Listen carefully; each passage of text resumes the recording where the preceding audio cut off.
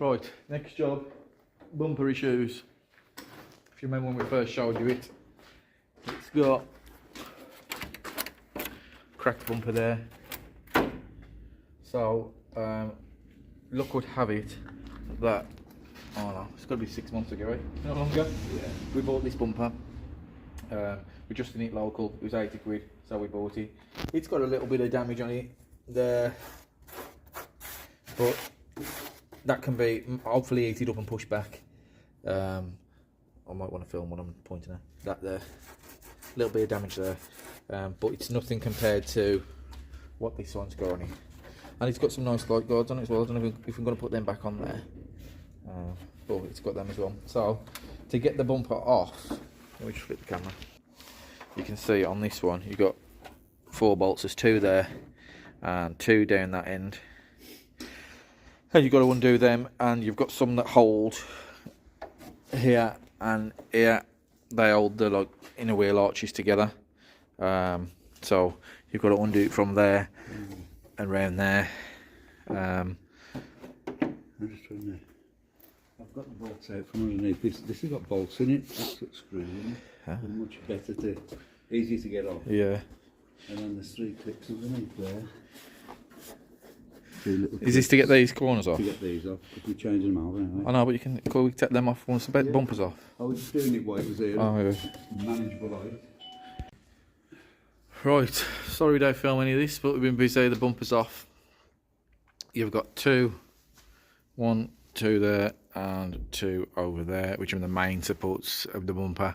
There's a couple here that they just slide in and out, so you just have to sort of undo these ones off the edge here, and that slides out. You got to undo the lines for the washers and also for the spots on the front. Is there anything else, Dad, that's got to be undone?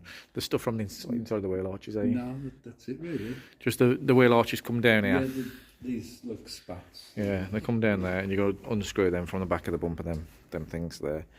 So. The good tip is though, like I said with the screws, because the screws will be rotten.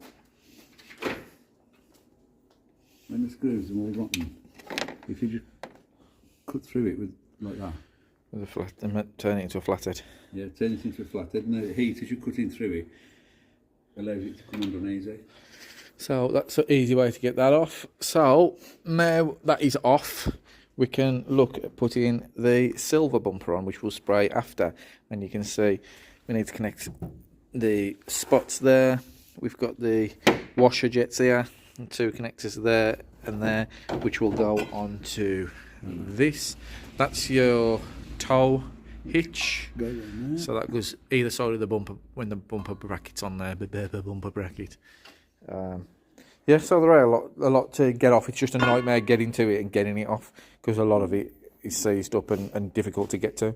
But once that's off, that's nice and easy. Lift it up, slide it on, chuck 2 bolts in, probably best. Chuck a couple of them in to keep it in position.